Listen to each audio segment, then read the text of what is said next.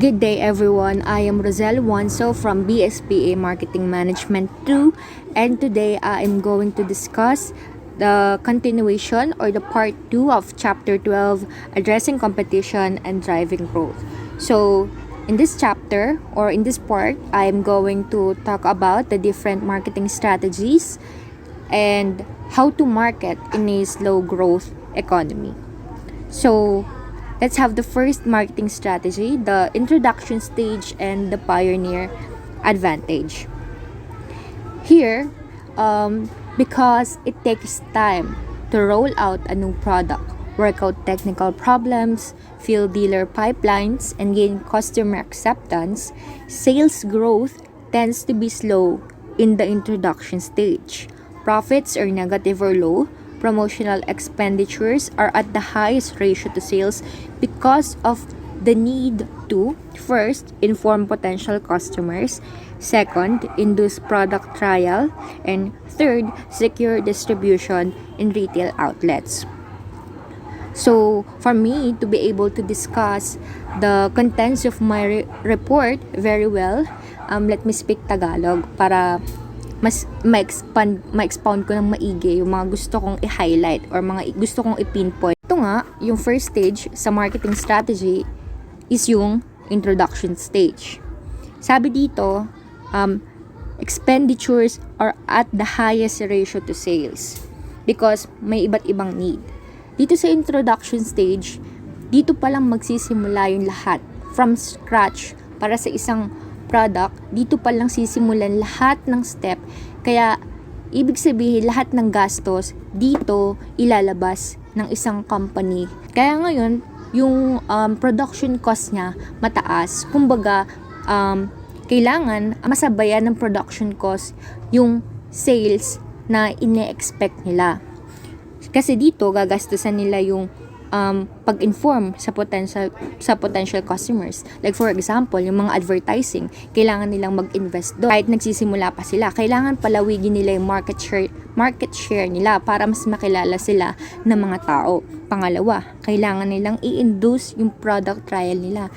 Having a new product, kailangan natin ng proofs para mapatunayan yung mga claims natin about sa isang specific product. So, kailangan natin mag-invest sa mga ganong klaseng bagay. At pangatlo, i-secure yung distribution sa retail outlets.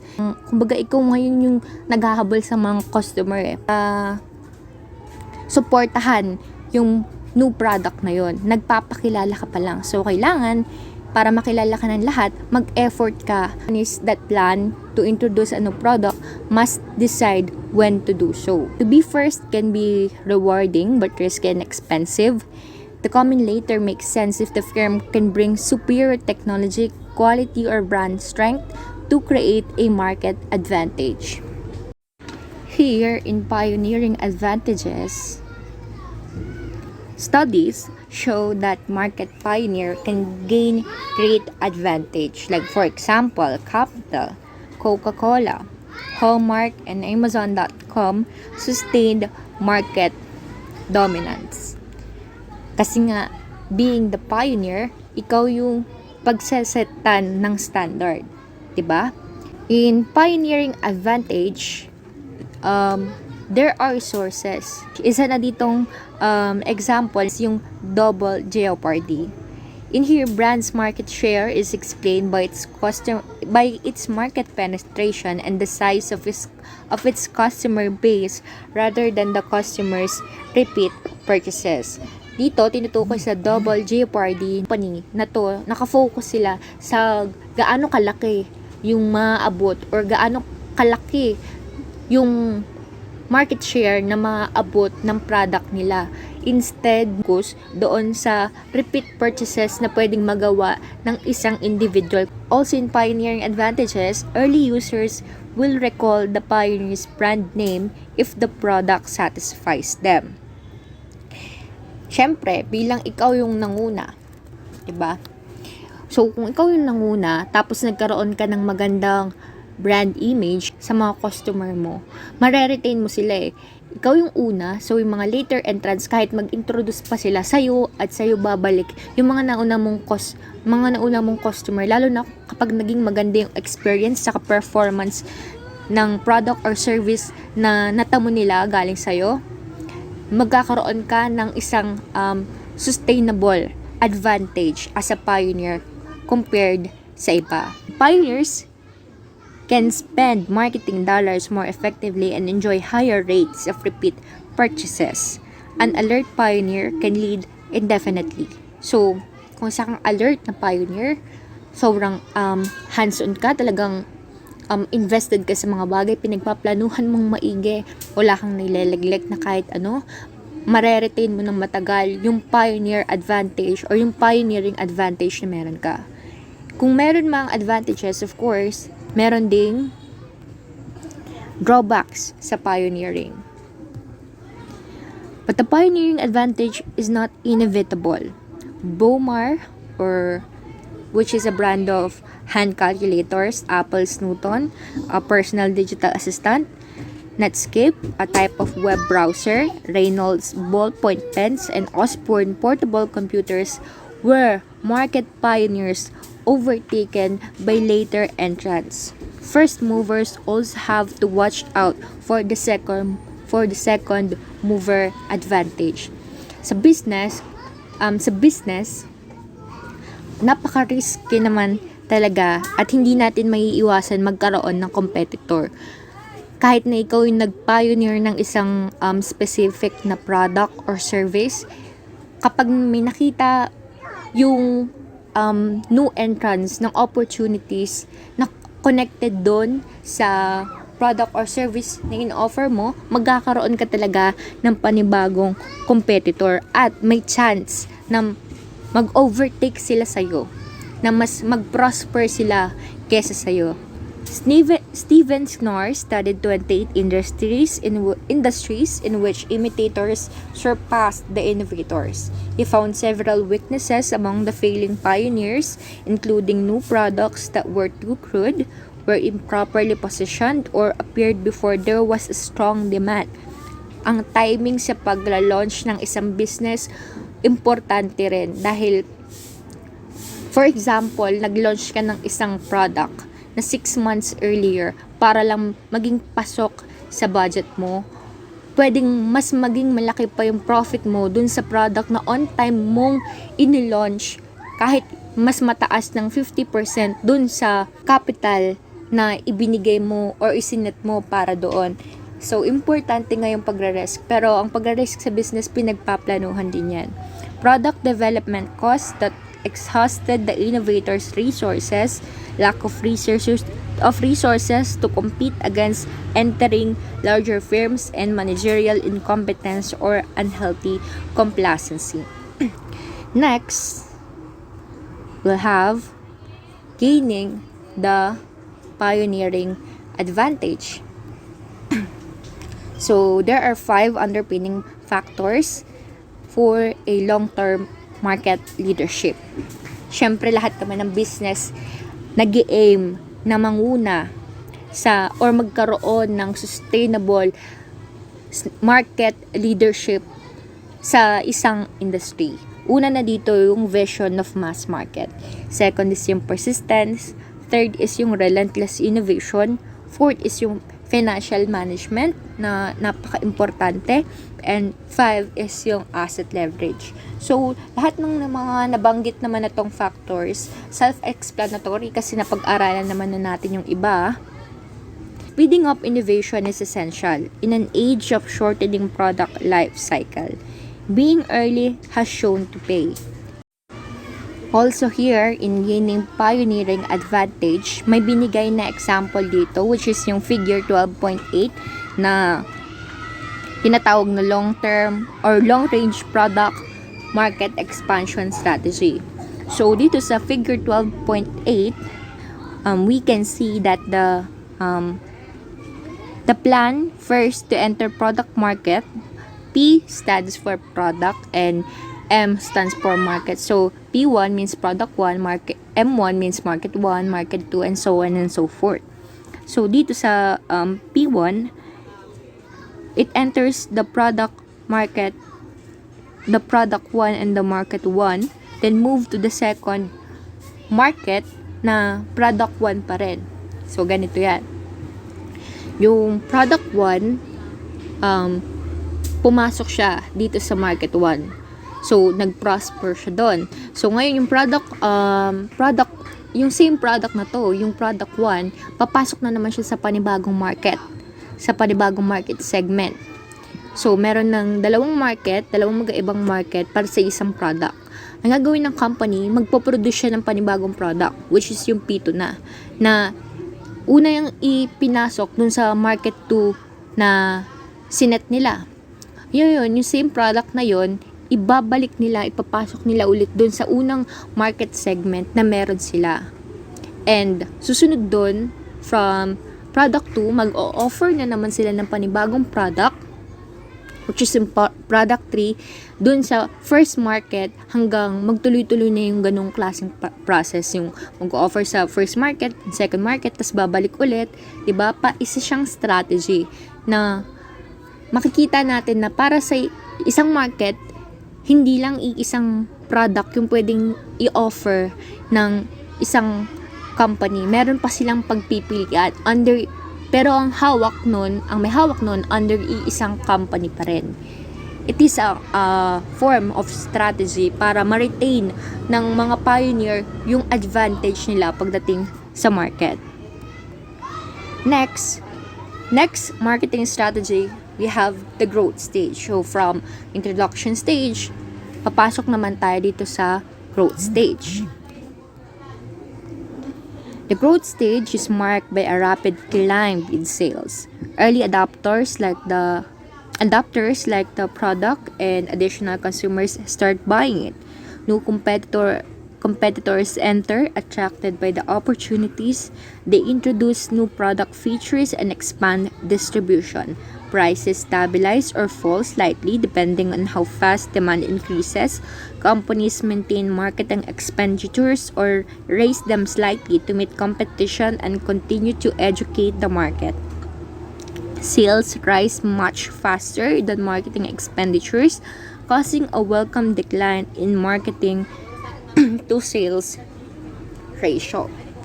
So, eto na nga, from introduction stage na nagsimula ang isang product, ang company ng isang product from scratch, unti-unti na siyang lumalago. May growth na tayong tinatawag. So ngayon, kumbaga sa level na increasing na siya. Ngayon, maraming ma-attract dun sa opportunities na nakikita nila sa ganong klaseng product or service na meron ka. So, magkakaroon ka ng panibagong competitors. Ngayon, to sustain, dahil nga mabilis na yung paglaki ng market share mo, kailangan masustain mo yon.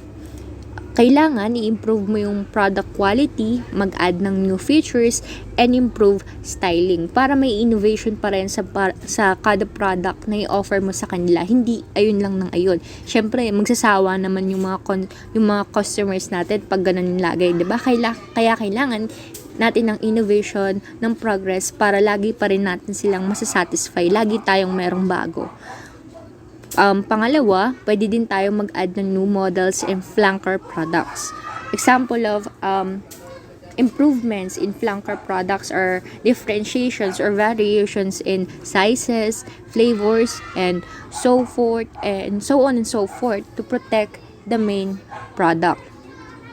Pwede na din dito mag-enter ng new market segments, increase distribution coverage and enter new distribution channels, shift from awareness and trial communications to preference and loyalty communications, and lower prices to attract the next layer of price-sensitive buyers. Lower price to attract the next layer of price-sensitive buyers. Possible na siya kasi hindi na ganun kataas yung ratio ng production cost or yung marketing expenditures dun sa sales kasi mas tumataas na nga yung yung level ng sales natin, 'di ba? Dahil nasa growth stage na nga tayo. So, by spending money on product improvement, promotion, and distribution, the firm can capture a dominant position. It trades off maximum current profit for high market share and the hope of even greater profits in the next stage. Profits increase as marketing costs are spread over a larger volume and unit manufacturing costs fall faster than price declines, owing to the producer learning effect. Firms must watch for change for a decelerating rate of growth and in order to prepare new strategies if ever there will be any. Next, or the third stage of the marketing strategy, we have the maturity stage. At some point, the rate of sales growth will slow and the product will enter a stage of relative maturity.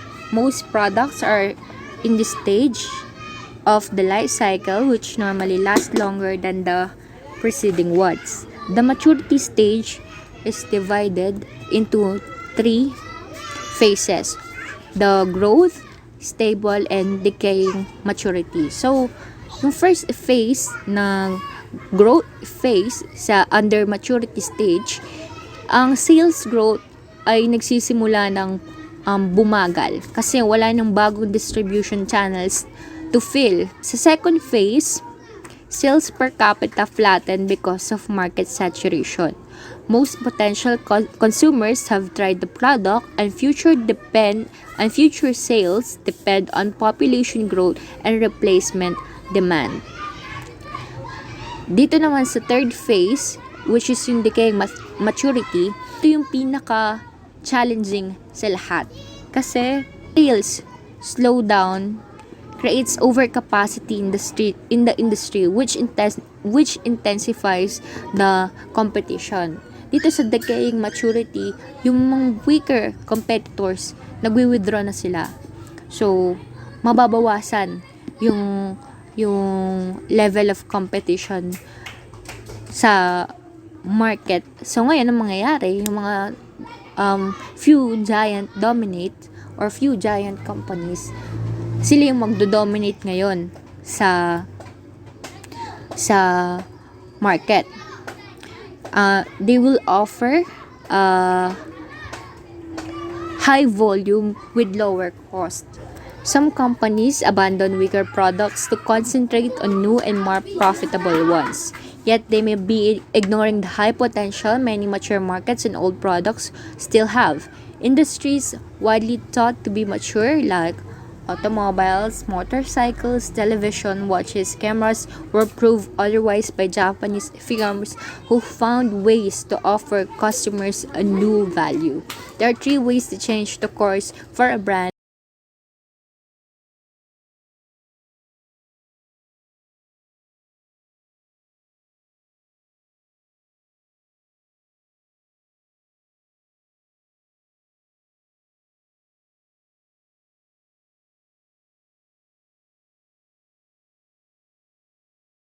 Una na dito yung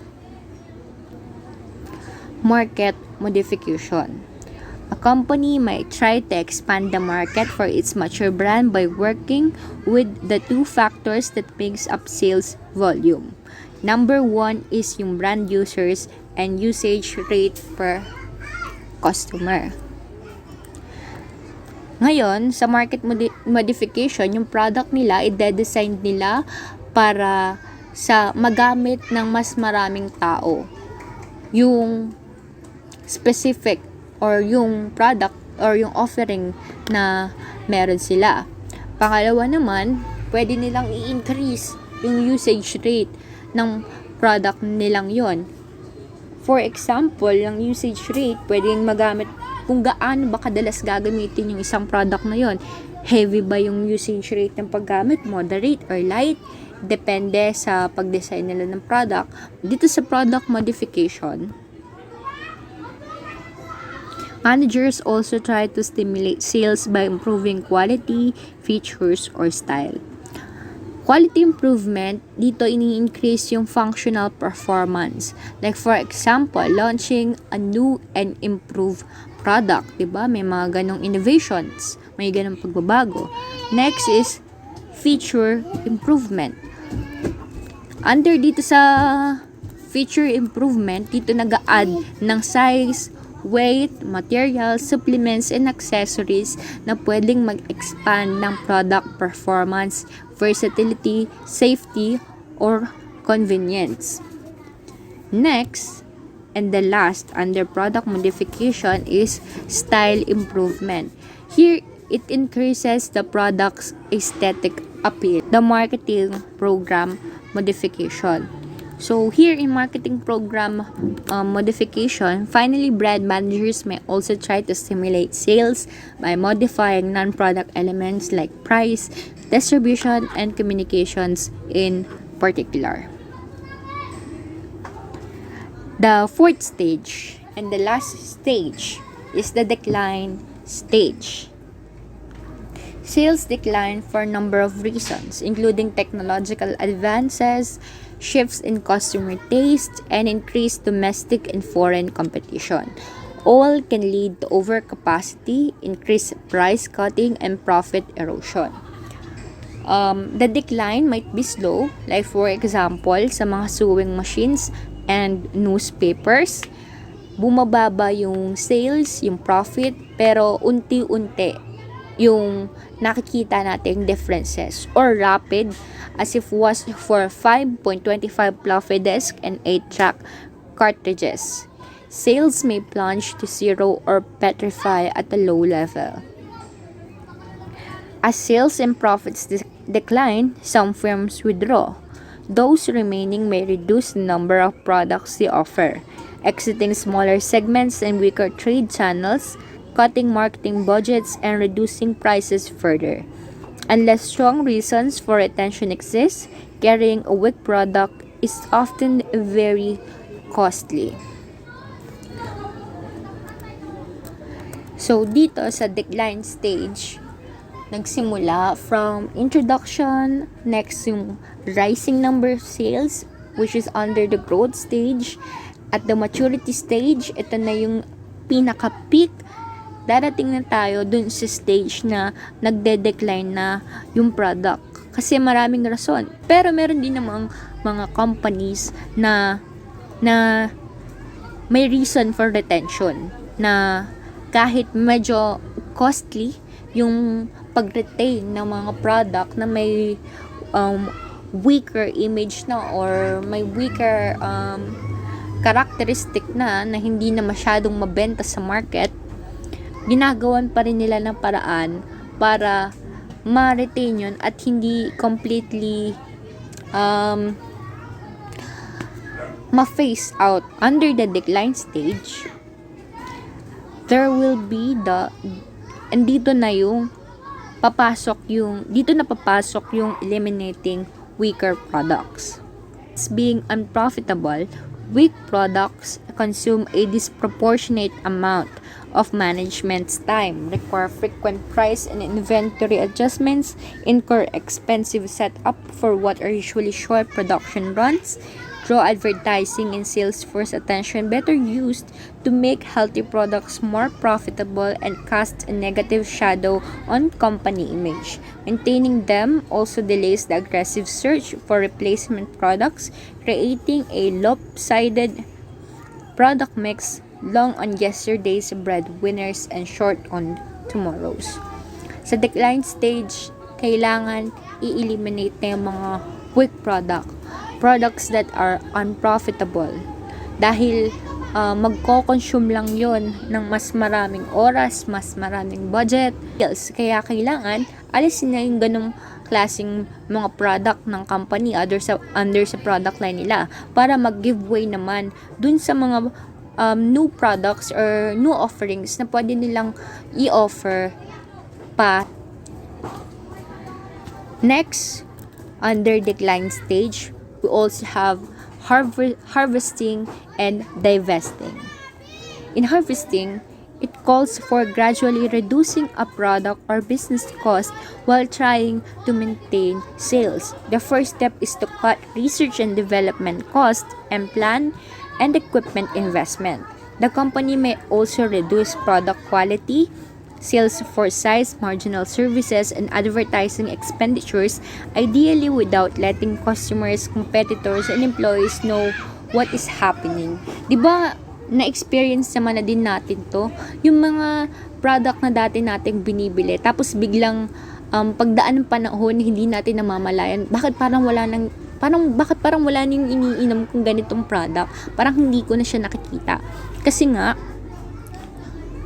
unti-unti nang phase out yung product na yun, na hindi totally ina-announce na wala na siya sa market, kasi nga, na-consider na siya as a weak product. It is gradually reducing a product while trying to maintain sales. Another one is divesting. When a company decides to divest a product with strong distribution and residual goodwill, it can probably sell it to another firm. If the company can find any buyers, it must decide whether to liquidate the brand quickly or slowly. It must also decide how inventory and service to maintain for past customer. So, kung sa harvesting, gradually in-phase out yung product, gradually siyang inaalis na sa market, pero mine-maintain pa rin yung sales. Dito naman sa divesting, binibenta naman nila yung product idea na yon sa ibang firm para naman sila yung magtuloy. May mga customer naman tayo na kahit sabihin natin naging weak na yung product na yun, may mga bumibili pa rin. Ngayon, kailangan pa rin nilang kahit na bago nila tuloy ang ibenta dun sa ibang firm, kailangan maglaan pa rin sila ng inventory or ng panahon para dun sa mga customer na laging or nag-expect pa rin bumili ng product. Evidence for the product life concept. Table 12.2 summarizes the characteristics, marketing objectives, and marketing strategies of the 4 stages of the product life cycle. The PLC concept helps marketers interpret product and market dynamics, conduct planning and control, and do forecasting. The PLC concept helps marketers interpret product and market dynamics, conduct planning and control, and do forecasting. So, dito sa table na to, makikita natin yung life cycle na nagsimula from introduction stage hanggang decline stage. Tingnan natin yung pagkakaiba sa characteristics. So, ang sales from low, nagkaroon siya ng increasing level, naging rapid yung sales, napunta sa peak sales hanggang nag-decline na yung sales niya. And so on and so forth, like mababasa nyo dyan, high cost per customer, hanggang sa decline stage, naging low cost per customer na lang. Under naman sa marketing objectives, dito nag-create ng product awareness and trial. Hanggang sa growth stage, minmaximize na yung market share. Dito naman sa maturity, ni-retain na lang yung profit, pero dinedefend pa rin nila yung market share na na-obtain nila galing sa growth stage na nauna. And dito sa decline stage, reduce expenditure and milk the brand. Under strategies, merong product, price, distribution, and communications. Sa introduction, nagsisimula pa lang sa lahat. Diba?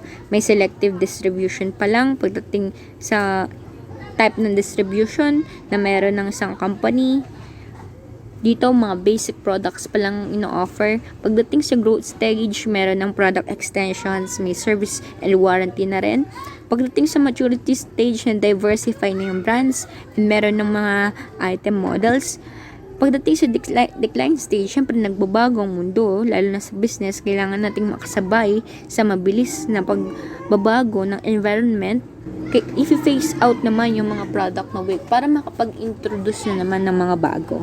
So, mapapansin natin talaga na cycle lang siya. Uulit simula sa simula at babalik magtatapos sa dulo. Magsisimula sa introduction stage, dadaan ng growth stage, maturity, and decline. Pag na-phase out yung weak products, magbibigay na naman o mag-introduce na naman ng bago, magsisimula na naman isang panibagong introduction ng isang product. Pero here sa product life concept, may mga critic din to. Like, dito sa PLC theory, it is too variable in shape and duration to be generalized, and that marketers can seldom tell what stage their product is in. A product may appear mature when it has actually reached a plateau prior to another upsurge. Marketing in a slow growth economy. Given economic cycles, there will always be tough times, such as recessions and the slow recovery that has followed. Despite reduced funding for marketing programs and intense pressure to justify them as cost-effective, some marketers have survived or even thrived in tough economic times. So here there will be guidelines for improving the odds for marketing success in a slow growth economy. First, explore the upside of increasing investment. Marketers should consider the potential upside of increasing investment to exploit a marketplace advantage like an appealing new product, a weakened rival, or a neglect target market to explore the upside of increasing investment. Kung ikaw ay isa dun sa mga company na hindi agad bumitaw dun sa mga waiter products na you choose to retain those products para i-modify, i-innovate, dito na papasok yung investment mo doon. Like, babaguhin mo para maging appealing yung product na yon, magmukhang bago sa paningin ng mga customers para ma-attract silang mag-avail na naman. Yun sa mga weekend rival mo, ito na yung time para maungusan mo naman sila kahit na nasa slow growth economy na, magkaroon ka pa rin ng advantage kasi pwede pa namang lumago yung isang economy na slow and yung mga na-neglect na target market pwede pang i-develop at maging source of another profitable income. Next is, get closer to customers.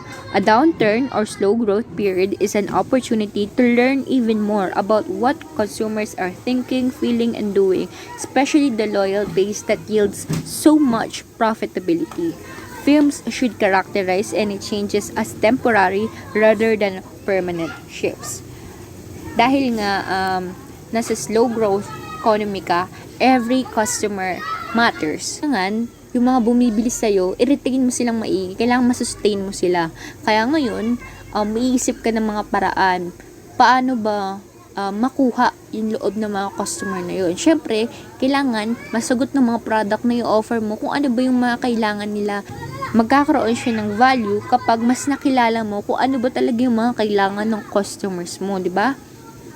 Kung ano ba yung iniisip nila, ano ba yung na-feel nila, ano ba yung lagi nilang ginagawa para makapag-devise ka ng bagong plano, makapag-devise ka ng mga bagong idea para mas ma-improve pa yung product nyo.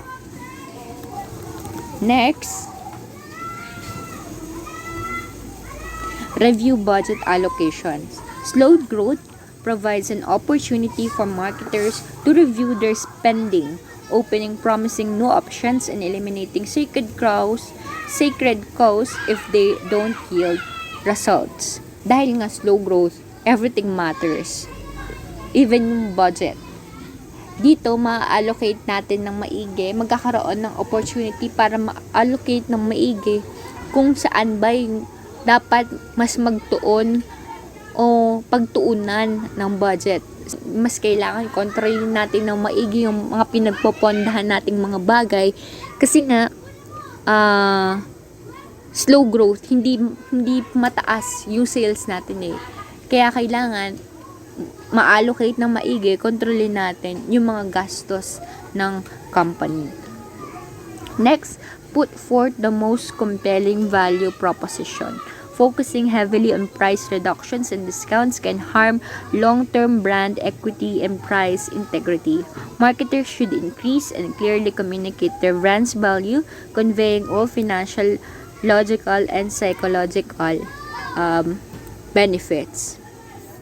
So, yung mga successful brands na kung tawagin, pag nagkaroon ng slow growth economy, pwedeng magkaroon sila ng price reductions and discounts para ma-convince yung mga customer na mag-avail kahit na medyo mabagal yung pag-angat ng ekonomiya. Pero, hindi nila pwedeng i-retain ng ganun katagal yung price reduction. Bakit? Meron dalawang rason kung bakit hindi naging magandang option yun. Una, kapag naging matagal na ganun yung presyo nyo, iisipin ng mga customers na yung presyo nyo before masyado mataas. Pangalawa, iisipin nila na yung products nyo hindi na worth once na magbalik siya sa original price niya. Pinan ng mga customer na hindi na worth it to. So, to avoid that, kailangan ng new brand kailangan mag-offer ng new brand pero at lower prices para ma-avoid na ma-alienate natin yung mga customers na willing mag-pay ng mataas na presyo compared dun sa iba. Next, and the last, is fine-tune brand and product offerings. Marketers can review product portfolios and brand architecture to confirm that brands and sub-brands are clearly differentiated, targeted, and supported based on their prospects. Brands and sub-brands targeting the lower end of the socio-economic spectrum may be particularly important during slow growth. So let's have here Armani as an example. So Armani differentiates its product line into three tiers: distinctions in style, luxury, customization, and price. The most expensive is the Tier 1.